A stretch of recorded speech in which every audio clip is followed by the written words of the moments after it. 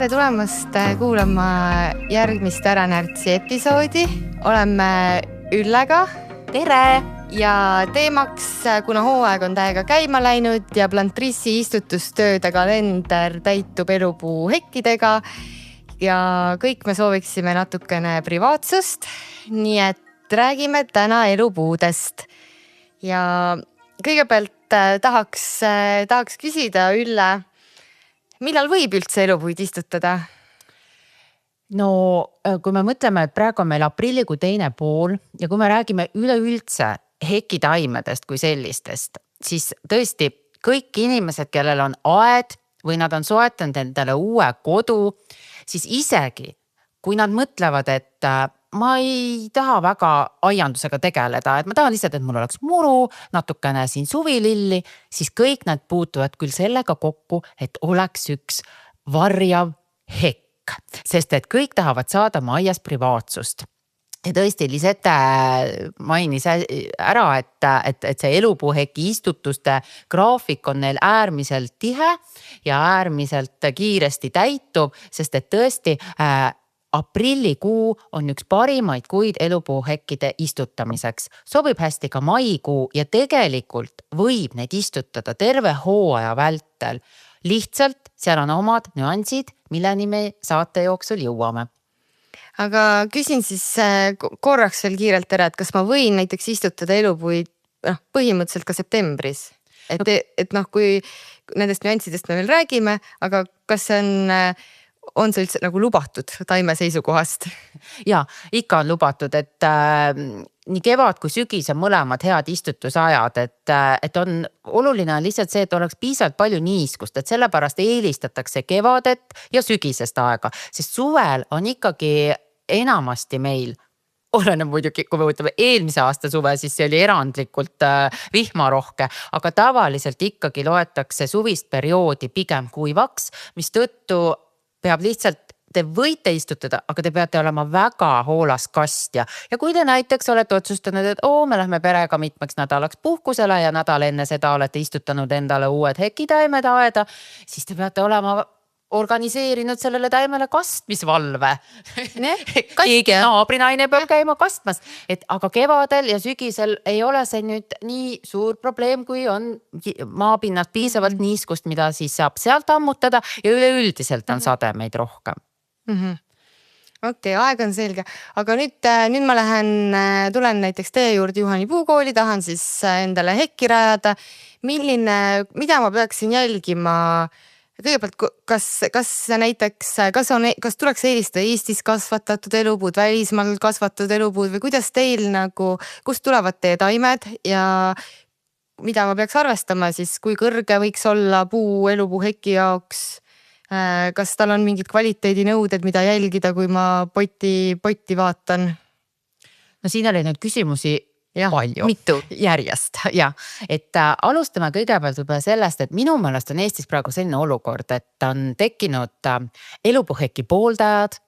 ja elupuuheki vastased. Et kuna meil on palju uusi elurajoone, kus enamuses on ikkagi kasutusel hekitaimena elupuu, et siis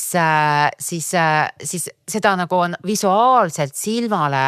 nagu liiga palju. Ja siis on tekkinud olukord, kus on kas kohalik omavalitsus näiteks või siis linnaosa valitsus või kui me räägime näiteks Tallinnast, eks ju, või siis veel mõned piirkonnad, kus öeldakse, et ärge istutage elupuuheki, valige midagi muud. Aga kui me vaatame reaalselt, et aga millist taime siis valida, mis oleks kiirekasvuline, vastupidav, annaks läbi aasta varju, et ta ei oleks heitlehine, mis tähendab siis seda, et ta viskab talveks lehed maha ja siis tegelikult paistab teie hekk läbi möödujatele, kõik on aias näha, mida te teete. Et siis kui niipidi küsida, et aga mis on siis alternatiiv, siis me tegelikult jõuame selleni, et ei ole alternatiivi. Et ikkagi on see elupuu üks paremaid lahendusi, et saavutada selline hea, tihe, igihaljas hekk. Nüüd klassikalised 2 hekitaime, mida kasutatakse, on siis sordinimedega Brabant ja Smaragd. Et mis on nende erinevus, meie neid mõlemaid müüme, aga mis on siis nende erinevus? Brabant on nüüd see kõige tavalisema heki elupuu nagu sort, mis siis, kui te mõtlete tavalist elupuud, siis võt Brabant on selline kiirekasvuline, tema aastane juurdekasv on ütleme 70 sentimeetrit kuni meeter isegi ideaalsetes tingimustes. Ta talub väga hästi pügamist, ehk siis te saate valida kõrguseid, tahate, et ta oleks 1,5 meetrine, tahate, et ta oleks 2 meetrine, see saate iga-aastaselt teda pügada sellesse kõrgusesse ja säilitada seda kõrgust. Te võite teda pügada vormi, te võite teda pügada kanti, te võite jätta ka ta tegelikult pügamata, siis ta lihtsalt ei ole niisugune tihe ja väga nagu läbipaistmatu, siis ta võib jääda hõredamaks, aga mängumaad on hästi palju. Nüüd see teine sort, mida müüakse, on siis smaragd. Ja nagu nimi ütlebki, siis tema on särav, värvilt juba, ta on selline helerohelisem, värskema välimusega, tal on väga ilus kooniline kasvukuju ja kui smaragdist rajada endale aeda hekk, siis üldiselt teda ei lõigata ega pügata. Ta ei vaja külgedelt pügamist, ta ei vaja pealt pügamist. Kui te seda teete, siis ta kaotab oma koonilise kasvukuju. Siis ta muutub selliseks ühtlaseks põhimõtteliselt, siis te kogu aeg teete temast siis kas kandilise piiratud heki. Et mina olen nagu soovitanud ja mulle tundub, et lugupidav selle taime või selle sordi vastu olles, siis teda ei ole ilus pealt pügada. Aga kui on vaja, et ta läheb liiga kõrgeks, siis ta kannatab pügamist. Et selles mõttes talle midagi sellest ei juhtu. Aga kui tahetakse saada hekitaime, mida ei pea pügama, siis smaragd on selleks tegelikult väga hea. Ka ülimalt kiire kasvuline, kindlasti 0,5 meetrit aastas, kui mitte ka natukene rohkem. Et mõlemaid neid hekitaimi iseloomustabki see kiire kasvulisus. Et see on tähtis hekitaime puhul, et sa saad ruttu selle varju. Aga mis vahe on selles, et kas ma ostan näiteks 60 sentimeetrise taime või ma ostan kohe 2 meetrise või 1,60 taime, et hinnavahe on väga nagu märgatav, et kas seal on mingi näiteks vahe selles, et kui kiiresti miski juurdub või et kas see on kindlama peale minek on osta suur taim? No ütleme nii, et sa tõi tegelikult selle õige nuansi välja, et ega kõige tähtsam selle kõrguse puhul ongi, ütleme, ostja jaoks on hind. Sest et mida kõrgem taim, seda kallim ta on. Et need hinnavahemikud, et kui me toome näiteks siin Brabant elu puhul, siuke klassikaline meetrine hekitaim maksab kuskil erinevaid pakkumisi olen näinud, et kuskil 6–10 eurot sinna vahemikku, eks ju. Nii, aga kui te tahate juba näiteks 2 meetrist taime, siis see hind selle võrra juba kasvab, et kas siis kohe olete valmis käima ühe taime eest välja näiteks 25 eurot või 8 eurot. Aga enamasti inimesed valivad ikkagi selle odavama taime, tavaliselt kõrguses meeter 1,20 on see tüüpiline istutussuurus või siis kuskil 150–180 sentimeetrit, et kuna heki meetreid tuleb alati palju, et on vaja rajada 30 meetrit hekki või 50 meetrit hekki ja kui sinna need taimed siis ära jagada, et siis see kogus on päris suur, mistõttu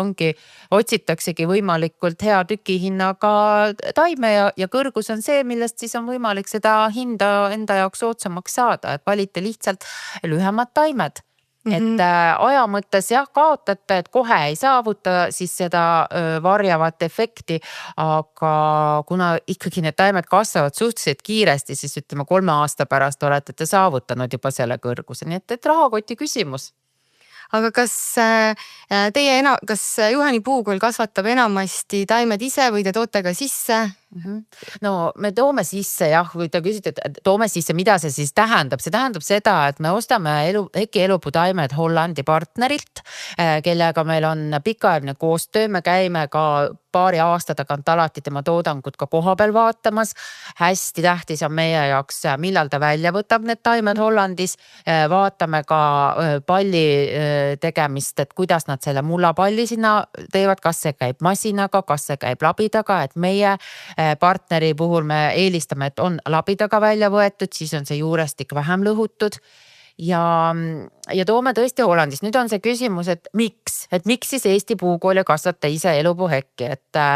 paraku probleem on lihtsalt selles, et meil siin Eesti tingimustes ta kasvab päris aeglaselt ikkagi võrreldes lihtsalt puukooli mõistes, et kui me hakkame nüüd kasvatama seal 5 sentimeetri suurusest elupuu taimest endale müügikõlbulikku meetrist taime, et tal oleks ka mitte ainult kõrgus, vaid ka paksus, sest see on ka väga tähtis, et mis on siis tema laius, on ju, et ta ei ole selline väga õre ja kiitsakas, siis lihtsalt meie kliimas siin ei ole see mõistlik. Et Hollandis on see juba pikalt on nendel need süsteemid kõik loodud ja need taimed kasvavad neil hästi kiiresti ja ma ei näe mingisugust põhjust, et see oleks kuidagi probleem, et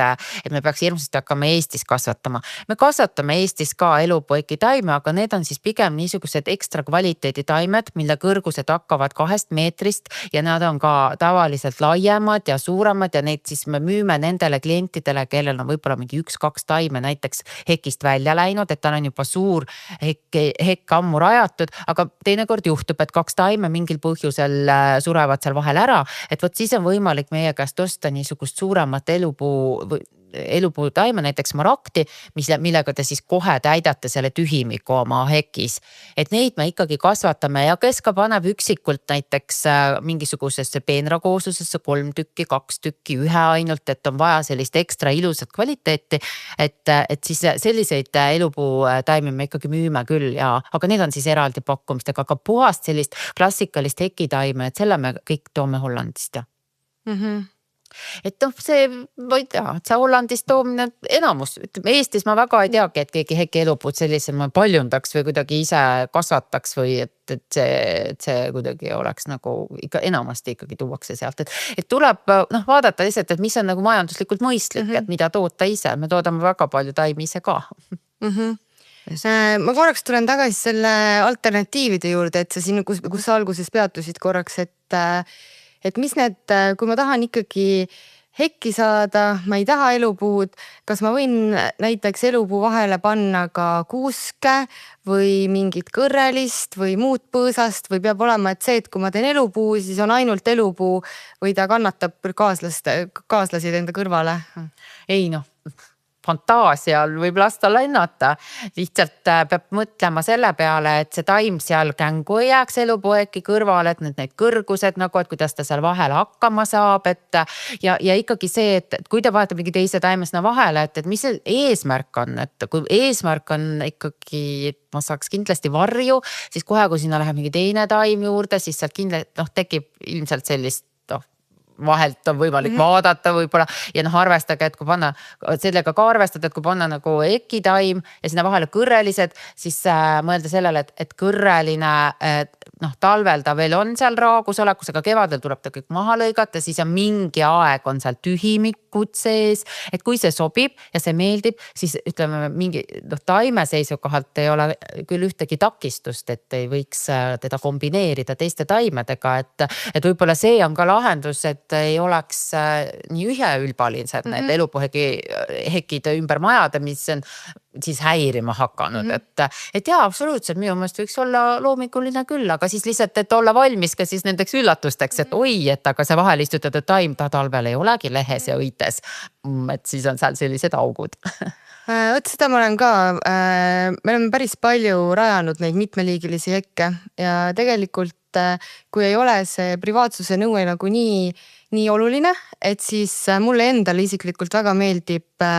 elupuu kombinatsioonis kõrrelistega ja just sellepärast, et kõrreline, kui sul on nagu hea püstise kasvuga sirge ilus kõrreline, siis ta ei murdu ka, oleneb muidugi talvest, aga ta on ka talvel dekoratiivne, seal ta annab seda kergust selle elupuu ranguse vahele, et minule nagu isiklikult on väga meeldinud need aiad, kus me oleme pannud elupuud vaheldumisi või mingi sammu järel siis kõrrelistega, näiteks kõrrelistest väga hea on Karl Forester kastik, et jätab väga ilusa õhulise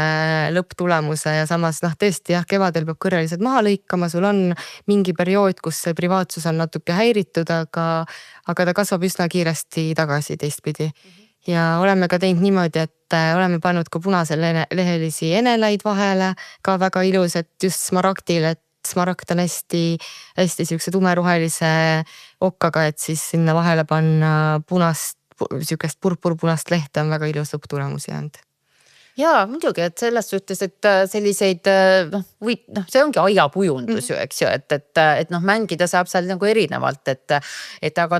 kui sa enne mainisid, et kas võiks nagu hariliku kuuske sinna vahel istutada, siis see on minu jaoks nagu too much. Ma leian, et selline kuuse ja elupuu kuidagi sellised vahelduvad, et need nagu, ma jääks nagu siis valiks selle ühe hekitaime liigi ja siis tõesti mingisuguse teise tüpaaži, nagu sa ütlesid, et kas see on siis, eks ju, kõrrelistest mingi valik või siis üldse põõsastest või aga et näiteks teha sellist valikut, et ma panen elupuu Brabant ja elupuu Smaragd ja siis vaheldub missi, et see on nagu siukse hea maitse piiri ületamine mulle nagu tundub. Aga tore, et sa Lisette hakkasid juba rääkima, et mida te olete rajanud ja huvitavaid hekke te olete rajanud, et äkki sina siis räägid meile natukene sellest poolest, mis puudutab rajamist, et mida, et kui te näiteks mis on siis need põhilised mõttekohad või siis siuksed ettevalmistavad tööd, et kui inimene näiteks ise oma aias tahab hakata, et ma plaanin siia hekki rajada, et millele ta peaks tähelepanu pöörama ja mida ta peaks ennem siis juba tegema selleks, et see kõik õnnestuks? See on hästi huvitav teema, sest neid elupuuhekke me tõesti rajame hästi palju hooaja jooksul ja kui ma lähen kliendiga kokku saama, siis peaaegu alati me leiame midagi, mis on läbi mõtlemata. Aga sellepärast ongi mõistlik kutsuda kas või konsulteerimiseks spetsialist kohale või aednik haljastaja kohale, et ta oskab nagu tähelepanu pöörata mingitele nüanssidele. Ehk siis praegu, esimese asjana ma lähen kliendi juurde, ma küsin, et olgu, te tahate siia aia äärde hekki, et et näiteks, kuidas te olete nagu läbi mõelnud umbrohulahenduse, et siuke vastselt ikkagi istutatud elupuuhekk, sinna alla hakkab kasvama umbrohi, kuidas te sealt alt puhastate seda, et siis tihti ikkagi mõistlik oleks rajada peenraala ja sinna istutada, et sa paned korralikult peenraäärised, siis on küsimus, et kas panna kangas, kas mitte panna kangast, kas mulčida, millega mulčida, kui palju mulči panna, et kõik need küsimused peaks, need tavaliselt me arutame siis kliendiga läbi, need plussid-miinused, et kõik, kes soovivad endale elupuuhekki, peaks korraks mõtlema läbi, et mitte ainult see, et sa tahad rohelist müüri, vaid tegelikult kogu selle istutuse ja rajamise hind tuleb ikkagi kokku ka sellest, et seal on, et sul on vaja ikkagi läbi mõelda see umbrohtude asi, kastmise asi, et päris palju me paneme tilkkastmissüsteemi elupuudele alla, siis hinnata oma mulda, et kas on vaja sinna lisamulda, siis pinnase ettevalmistus, et kui on nagu, kui klient väga soovib, siis me võime 2 labidalehe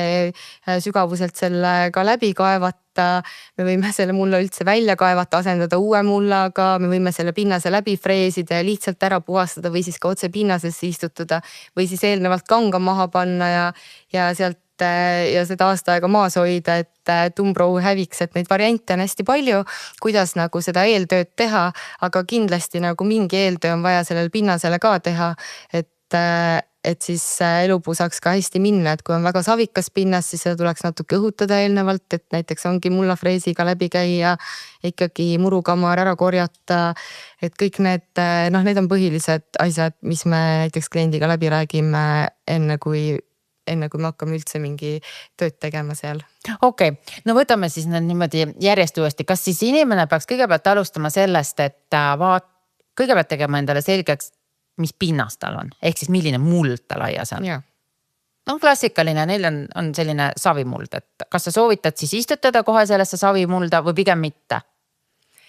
Savimullaga on pigem mitte, et ta kogub seda niiskust või jällegi on elupuu üks suuremaid vaenlast, ühtpidi on see, et nagu ärge jätke kuivale, teistpidi on see, et kui sul on väga savikas muld, seal jääb palju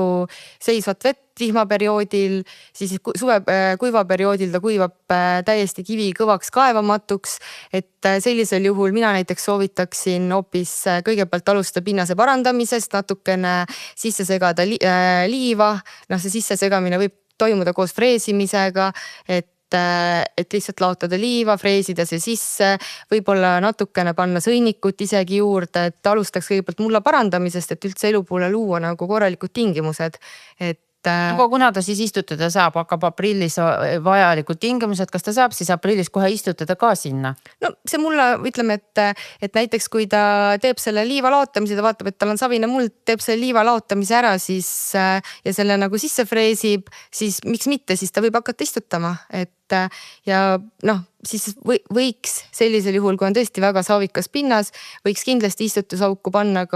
osta ka mulda juurde, spetsiaalselt okaspuu mulda müüakse, et kui on kehvem pinnas ja näiteks väike huumuskiht ja mis on tegelikult tihtilugu on uusarenduste puhul on see, et see muld on segi keeratud, sinna on lükatud sinna ja siis on pandud väga õhukene mullakiht, all on siuke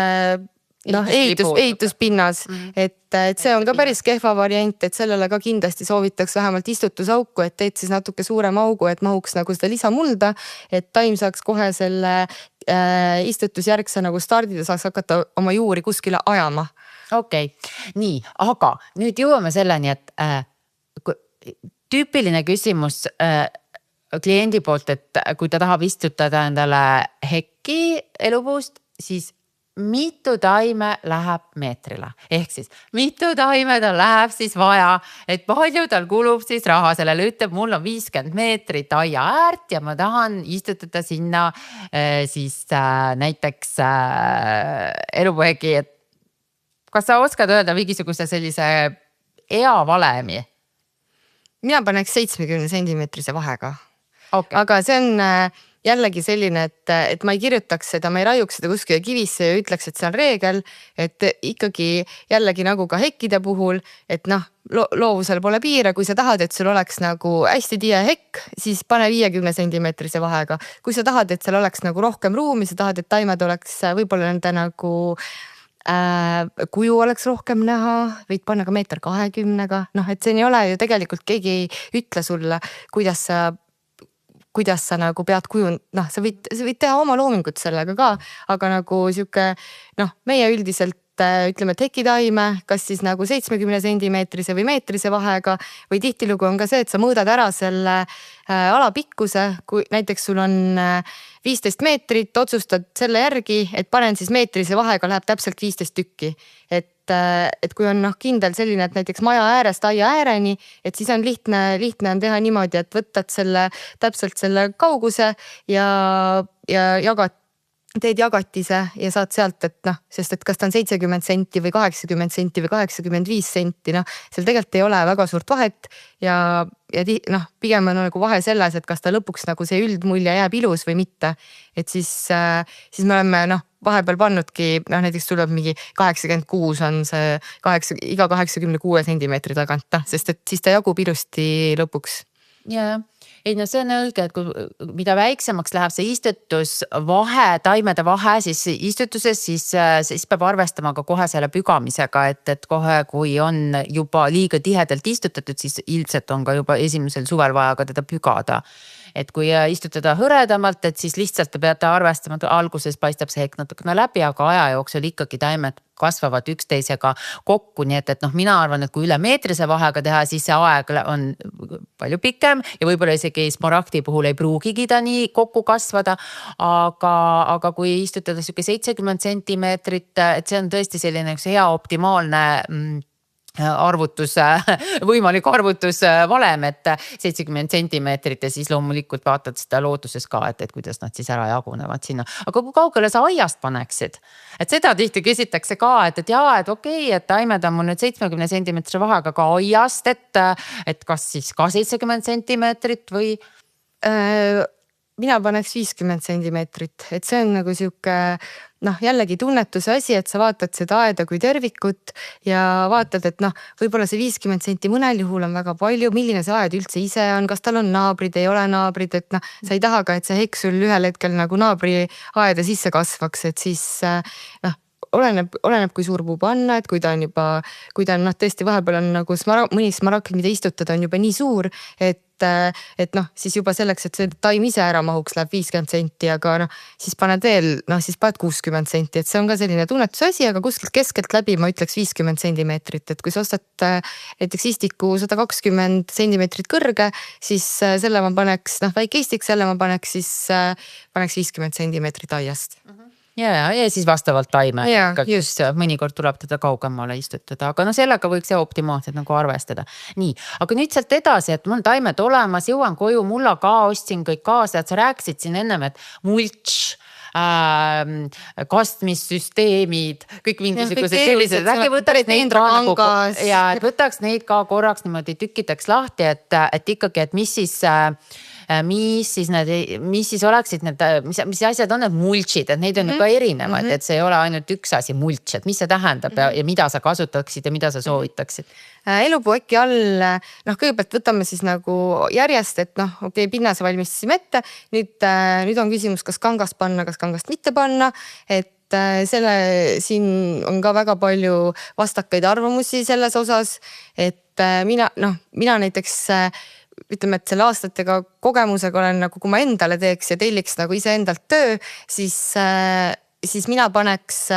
kanga, aga ma eemaldaks kanga ka, sest näiteks koduaias mulle tundub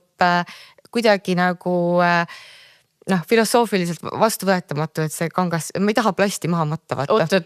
nüüd ma ei saa aru. Sa paned kanga ja siis eemaldad kanga. Just, et mingil hetk, et elupuuäkki võib ka rajada niimoodi ja me oleme seda ka klientidele teinud, et näiteks paneme kanga nagu, teeme istutuse kangasse ja siis see kangas seal ütleb, et 3 aastat on ja siis võetakse kangas ära ja see mults koos sellega või mults aetakse, siis see järele jäänud mults ajad siis aia äärde nagu katad sealt aia äärest, aga siis lõpuks see elupuuhekk jääbki sul nagu ise selle, siis murusse kasvama nii-öelda loomulikult, et sa sest see peendra kangas ju esialgu, tema eesmärk on see, et ta ei lase nagu umbrohtudel tulla, aga tegelikult tema miinus ikkagi ajapikku on see, et ta ei lase ka pinnasel hingata, et pinnast tiheneb seal all, et kuidagi selline tundub, et nagu koduhoovis võiks seda, et kasutaks ära need kanga head omadused, et umbrohi ei saaks ligi, aga siis 3 aastaga, kui elupuu on juba piisavalt suur ja tal on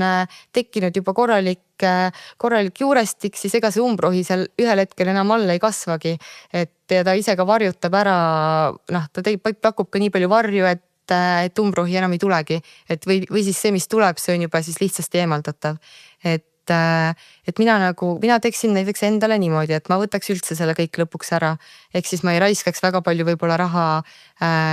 peendra ääristele, et ma paneks võib-olla terrassi lauast äärise lihtsalt, et ei ostaks kallist metallist äärist, et selle mõttega, et siukselt ära võtta see. Aga see on jälle vastavalt nagu siis kliendi nagu aiale, vastavalt sellele, mis stiil seal aias on, kui see on moodne, siis ma paneks ilusa metalläärise, tõesti paneks sinna peale peendra kanga, paneks võib-olla kivikesed, teeks siukse modernse aia, või äkki siis. Et ja nüüd siis, et see peendra kangas on nagu väga palju tahetakse seda, väga paljud ei taha, seda võib panna, selle võib ka jätta sinna, seda ei pea eemaldama, seda võib ka mitte panna, aga mitte panemisel on lihtsalt see, et see umbrohi hakkab kasvama seal päriselt ka ja see on tüütu ja väga tüütu ja aga siis on meil näiteks alternatiiv, me tegime ühe kliendi juures siis sellise lahenduse, et panimegi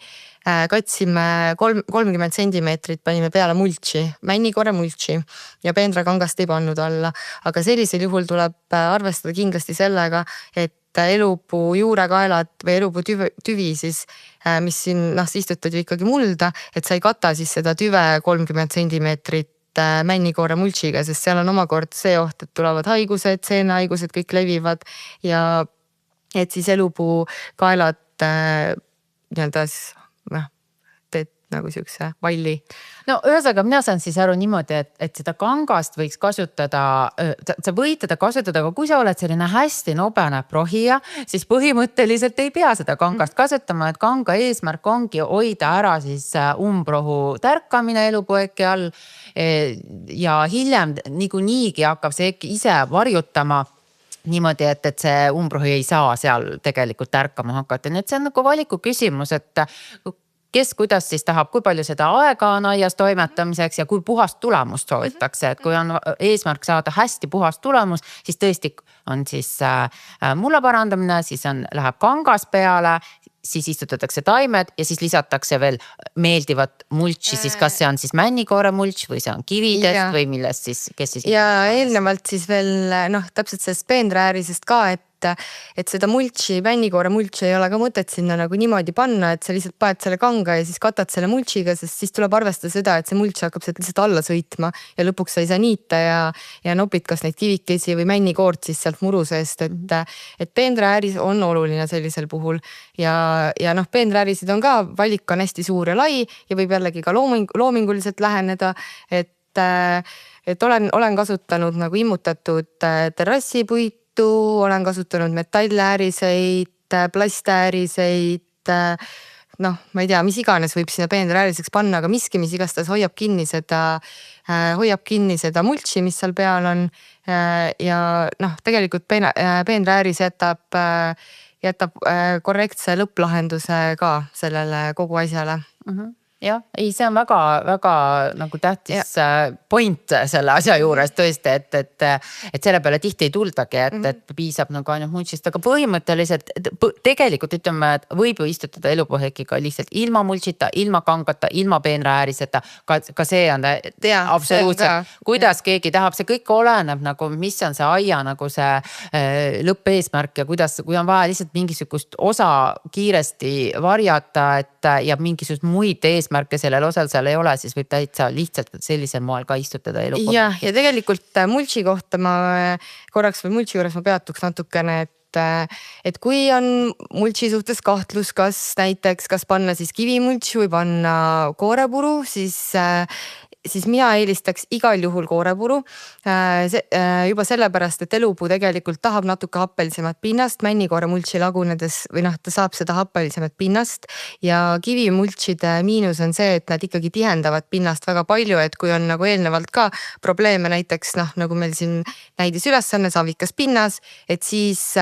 ma kindlasti mõtleks selle läbi, et kas ma ikka tahan seda kivi sinna veel peale, et võib-olla läheb see olukord ikka liiga tihedaks niimoodi. Hästi, aga räägime siis ka kastmisest, mis on nüüd siis hästi selline ka selline teema, millega inimesed puutuvad kokku, et istutavad elupuheki ära ja me näeme ju seda, et ikkagi ka meieni kostub neid probleeme, et pruunistus ikkagi ja ei läinud kasvama ja ma kastsin küll ja kastsin, aga mingisugust tulemus ikkagi selline, et 5 puud kogu pikast hekist on ikkagi ära kuivanud, et ma ju kastsin, et see müstiline teema siis, et kui palju peaks siis seda elupuheki kastma ja millal ja et kas sinul on, äkki sa saad midagi oma kogemusi ja siis ma võin ka natukene meiepoolset teadmist siin juurde valgustada, mis puudutab kastmist. Jah, räägime siis natuke hooldusest ka, et see kastmise puhul siis kõige, jällegi ma ei taha midagi kivisse raiuda, sest mulle tundub kõik need siuksed, et kui me ütleme siin, et kasta 2 korda nädalas 1 pank korraga, see kõigile väga meeldiks, aga tegelikult see ei käi ikkagi päris nii kahjuks. Et kastmise vajadus sõltub samuti esiteks pinnasest, mis sul seal on, siis see sõltub ilmastikust, mis parasjagu on. Et tegelikult kui sa tahad nagu teadlik kasti olla, siis sa pead nagu kogu aeg natuke nagu jälgid nagu mis värvi sul, mis värvi muld sul, kui sa istutad nagu ei kata näiteks pinda, et milline on muld, kas ta on nagu näeb välja kuivanud, kas ta on niiske, kas sajab palju, kas on põuaperiood, kui sul on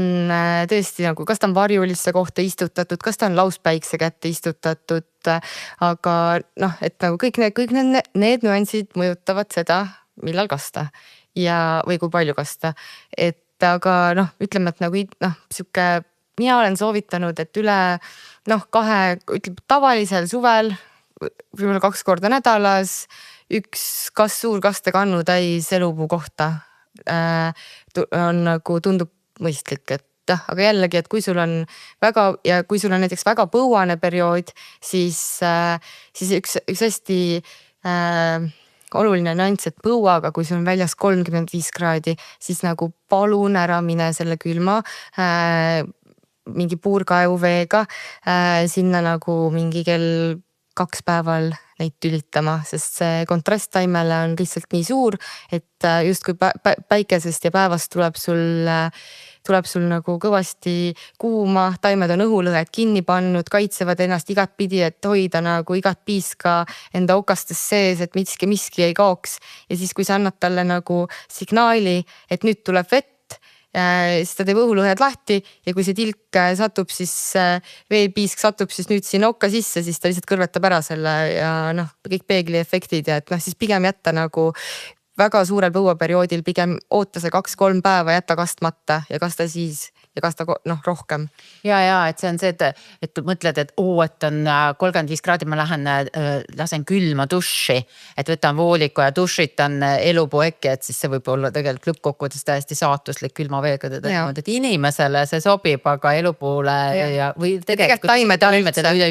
üldiselt selline külma veega kastmine on näiteks kasvuhoonetes tomatitaimede täpselt samamoodi, et ikkagi võiks olla eelsoojendatud vesi või tiigivesi, eks ju, et mis on looduslikult siis vastavalt temperatuurile vastuvõetav taimedele, aga puurkaevuvesi on tõesti külm.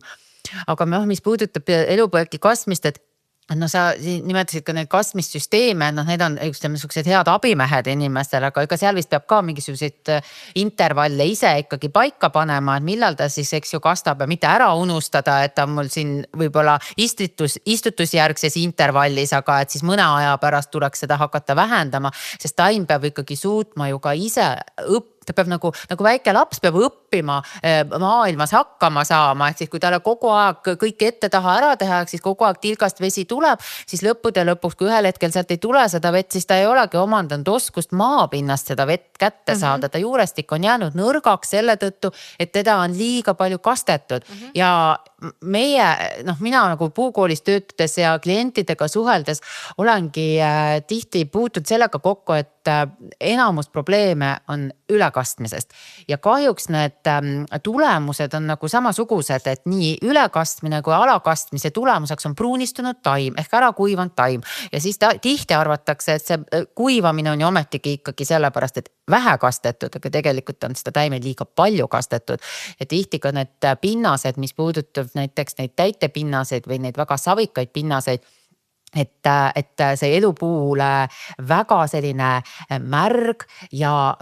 vähe õhustatud pinnas üldse ei sobi. Esimene asi, ta näitab seda sellega, et ta hakkab kasvatama neid selliseid väikeseid pruune seemnekupraid, et kui puul on sees juba hästi palju neid kupraid tekkinud, siis see näitab, et tal on vähe õhustatud pinnas, et ta millegipärast, tal ei ole väga hea olla ja siis ta hakkab mõtlema selliselt, et ma hakkan nüüd ruttu ennast paljundama, sellepärast, et ega mul siin pikka pidu enam ei ole ja ma pean midagi endast maha jätma. Et see on selline loogika on seal tegelikult taga, et võiks seda kastmist vaadata selliselt, et tõesti, kui te olete ära istutanud heki, siis te mingi periood on see kastmine tõesti 2 korda nädalas ja kui ta on ka kuiv ja taevast üldse vihma ei saja, aga kui vihma sajab, siis palun ärge tehke seda, ei ole vaja teda üle kasta. Ja suve edenedes siis võiks ikkagi vähendada kastmist, et tõesti vastavalt vajadusele kahjuks retsepti anda me siin tõesti ei saa, et peab olema selline oma tunnetus ka, et kas või, ma ei tea, pange korraks labidega, võtke sealt seda pinnast, vaadake, kui märg see pinnas seal seespool on, et peal võib olla ju kuiv, aga kui sa käe sissepoole pistad, siis tegelikult pinnas, maapinnas on suhteliselt niiske ja taim saab hästi seal hakkama. Aga mida mina olen veel soovitanud lisaks, kes ka kevadel istutavad endale elupuuhekid või suve jooksul või ka sügisel, siis ma olen soovitanud ka sügisel kastmist ja seda sellesama pärast, et taim võimalikult palju sügisel imaks oma kudedesse vett, sest et meil on tihti sügised suhteliselt päikselised ja kuivad ja väga tuulised ka, et terve september või ka oktoobri algus on kogu aeg päike, on soe tuul, aga inimesed arvavad tihti, et aga on ju sügised, niiskust on piisavalt, ma ei pea sügisel ju enam kastma. Vastupidi, värskelt istutatud sama aasta hekki alati olen soovitanud sügisel kasta ja põhi eesmärk on see, et see taim ei põleks ära veebruaris, märtsis kuuma kevadpäikese tõttu. Kui ta on sügisel saanud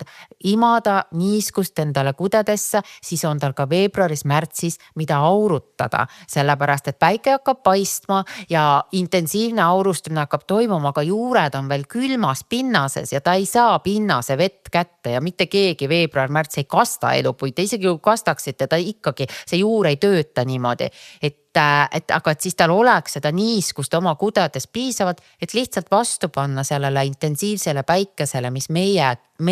siin piirkonnas see on. Holland, Saksamaa, Belgia, neil ei ole seda probleemi, aga meil siin kandis on see probleem, et nad põlevad ja kõrbevad ära selle päikese käes. Selle vastu aitab ka varjukangas väga hästi, mis sügisel peale panna noortele elupuu hekitaimedele, et siis ta vähemalt varjutab seda intensiivset päikest ja on suurem võimalus, et ta ei hukku talvise päikese käes. Aga mida sa arvad elupuude väetamisest, et mina nagu üldiselt väetan nagu kevadel paar korda ja ikkagi alguses seda okaspuude väetist ja lämmastikurohket ja siis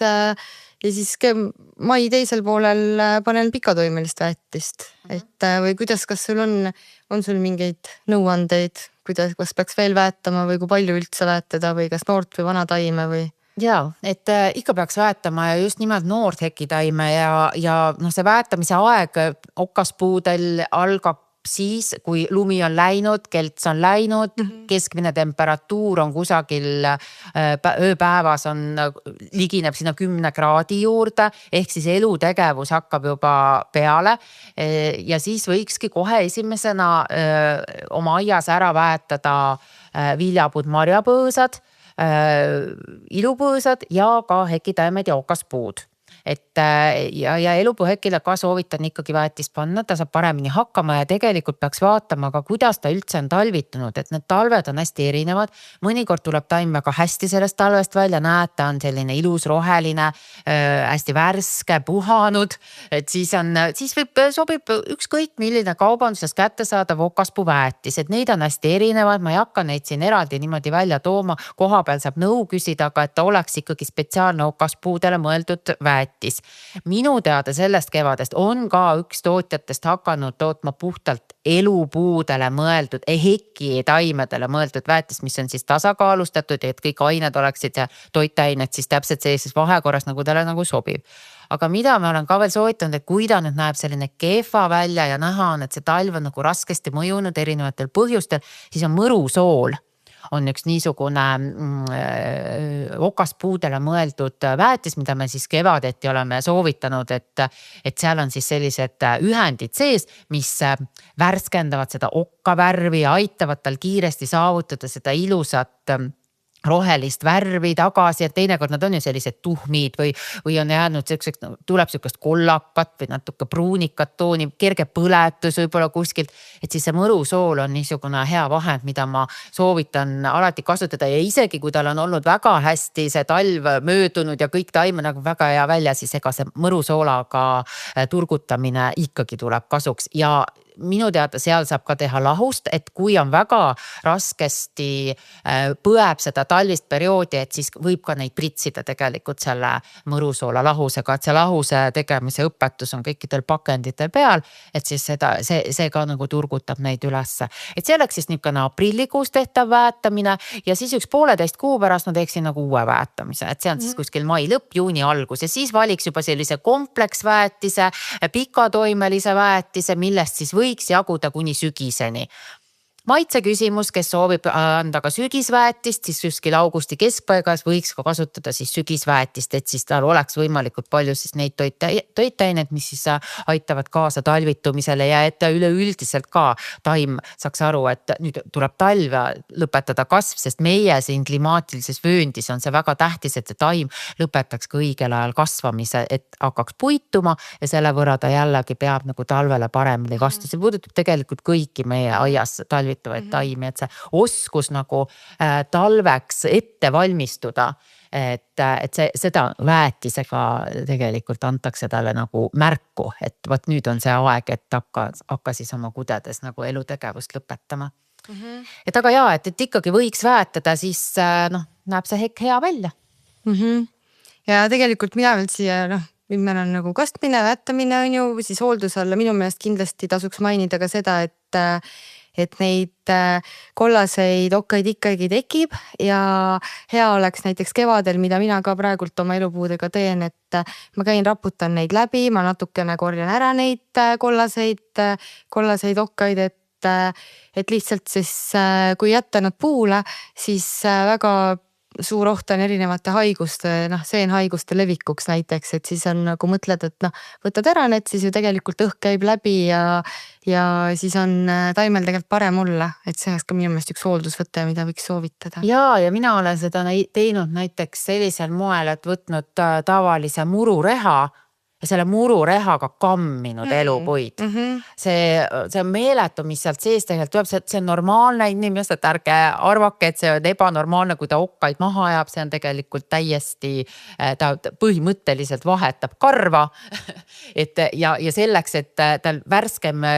kiiremini tuleks see värske välimus, siis tõesti see rehaga läbi kammimine aitab väga hästi ja siis hakkab õhk sealt paremini läbi käima. Uued okkad saavad hakata kiiremini kasvama, saab hakata ta üleüldiselt turgutab kasvamist ja tõesti see seenhaiguste ennetuseks on see tähtis, sest et siis kui on selline umbne, niiske ja pime keskkond, siis seal on igasugustele erinevatele seeneniidistikele ülisoodne elada, toimetada ja hakata seal arenema. Aga kui te seda keskkonda lõhute nende jaoks, siis kaob, siis põhimõtteliselt teil on juba tehtud üks taimekaitse võte, et oma elupuheki hoida värskena ja pikaealisena. Nii et selles mõttes ja julgustame kõiki ikkagi seda elupuheki valima endale hekitaimeks, et aga ka alternatiivid, et ma lihtsalt nimetaks ja juurde veel on selliseid alternatiive, kellel on sellised pimedamad, näiteks põhjapoolsemad küljed ja edasi on väga hea hekitaim jugapuu. Ta on küll aeglase kasvulisem, aga ikkagi ütleme, ta on hästi vastupidav. Mullastiku suhtes väga vähe nõudlik, väga hästi talub igasugust pügamist erineval moel. Täitsa võib 5 sentimeetri peale maha pügada mingil hetkel ja ikkagi ta kasvab sealt jälle uuesti taastab ennast. Et paljudel on siin küsimus teinekord, et et aga jugapuu appikene, et ta on nagu mürgine, et jugapuul on teatud sortidel tulevad marjad, mis on kui nende marjade seemned on mürgised, et see viljaliha või see viljakest ei ole mürgine ja selleks, et ta nüüd tõesti kellegi reaalselt ära tapaks, siis peab neid sööma ikkagi päris suure koguse, et ütleme 1-2 jugapuumarja söömine ei tapa veel inimest ära, et aga lihtsalt selle ma ei näe, et seda peaks nagu kartma sellisel moel. See on väga hea, et sa sellest räägid, sest minul on hästi palju minult küsitud seda, et mis see äkki alternatiiv oleks, siis on jugapuu, aga siis tihtilugu inimesed kardavad seda, et oi, aga see on ju mürgine, et ja siis seetõttu ei valita seda, et tegelikult tõesti, et jugapuu mul endale ka väga meeldib ja ta on väga ilus alternatiiv siuksele sirgele igihalja lookaspuu, nagu siis elupuul ütleme nii. Aga on ka häid heitlehiseid hekitaimi, nagu näiteks läikiv tuhkpuu. Kui ta on tihe istutusega ja väga hästi pügatud, siis tegelikult ta ei paista väga läbi, kui me kardame seda talvist, et ta viskab lehe maha, et oi, et nüüd ta paistab kõik läbi. See on ikkagi, see on selline nagu varjutatud läbipaistvine, sest tal on see oksastik niivõrd tihe, kui ta on hästi pügatud. Siis on väga hea hekitaim magesõstar, kiiresti kasvab, hästi vormi hoidev, et väga ilusa värviga, jällegi üks selline alternatiiv, mida siis nagu hekitaima kasutada. Ja tegelikult võib erinevatest ilupõõsastest rajada hekke, kui ei ole see nüüd nii oluline, et ta on selline hästi-hästi varjav, et olge loomingulised ja võib kõik variandid on nagu teretulnud ja tore olekski, kui see maailm lähekski kirjumaks ja me näeksime nagu